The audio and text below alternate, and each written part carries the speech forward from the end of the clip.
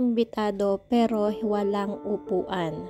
Nadine Samonte nagsalita na sa karanasan nga niya dito sa GMA Gala 2024. I feel so kawawa. Yan ang emosyonal na paglabas ni Nadine Samonte ng kanyang panig tungkol nga dito sa nangyari sa kanya sa GMA Gala. Binasag na ng kapuso actress na si Nadine Samonte ang kanyang katahimikan patungkol sa rant post ng kanyang stylist na si Kate Manila na wala raw ang pangalan niya sa listahan ng guest list sa naganap na GMA Gala 2024. Taliwas sa mga unang kumalat na espekulasyon, hindi siya nakapasok sa loob. Kinumpirma ni Nadine na nakapasok naman siya kahit wala ang kanyang pangalan sa guest list nga. Subalit inilagay na siya sa pwestong halos nasa dulo na at malayo sa karamihan. Mabuti na lamang daw at nakita niya ang ilang mga kakilalang artista kaya nagkaroon siya ng kausap kahit papaano. Sa video na ipinadala nga ni Papa Ogie Diaz, sinabi ni Nadine na totoong wala siya sa guest list nang bumaba siya mula sa kanyang hotel room at i-check ito. Nag-confirm daw siya na dadalo siya at padalhan pa ng imbitasyon, kaya nagtataka siya kung bakit wala siya sa listahan. At dahil nga dyan guys, sumama ang loob ni Nadine dahil sa isang taon daw niyang pinaghandaan ang pagdalo sa GMA Gala na ito. Nakapagpabook na siya ng hotel room, nakipag-meeting na siya sa kanyang team para sa mga video presentation at mag-aayos sa kanya, only to find out na ganito ang mangyayari nga daw sa kanya. Kaya hindi raw niya masisi ang kanyang stylist kung bakit nagpahayag ito ng pagkadismaya dahil sa nangyari. Hindi naman daw humingi si Nadine ng VIP treat sa GMA, subalit sana naman lang daw ay patas na trato ang ibinigay sa lahat ng kapuso artist, lalo na't bahagi naman siya ng kumpanya. Kabilang niya siya sa upcoming show na Forever Young. Masama lang talaga ang loob ko, Tito Ogs, pero it's okay.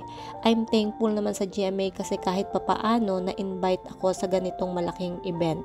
Talaga na once a year, and I'm thankful also na meron akong bagong show with them. I hope na production will be more vigilant nga nitong si Nadine Lustre. Paglabas pa nga daw nito kahapon sa event, hindi niya natapos yung program. I was so frustrated and so down and lost. Again, that's the right word na parang what happened? Parang ganun yung nangyari sa akin. So my team was so mad.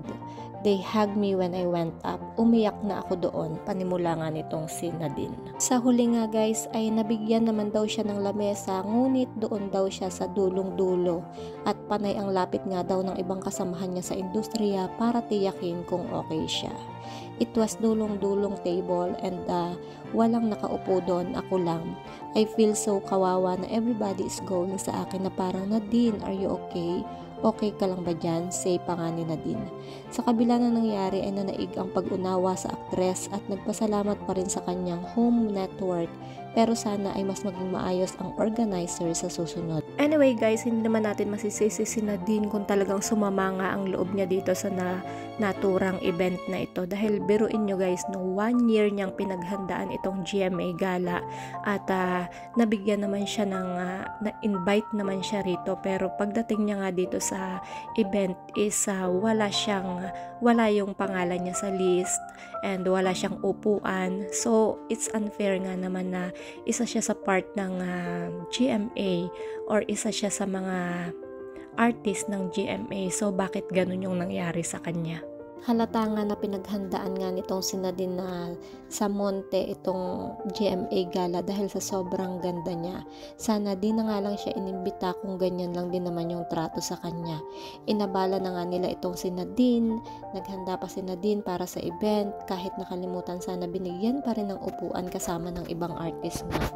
She deserves to be treated with dignity. So that's it guys. Kayo ano ang masasabi nyo sa hot trending topic na ito sa social media about kay Nadine Samonte? Ano yung inyong mga suggestion? Ano yung inyong mga reaction? Sobrang mali ba dito ang organizer? Or bakit wala pang inilalabas ang side ng GMA Gala dito? At alam naman natin na GMA artist itong si Nadine Samonte.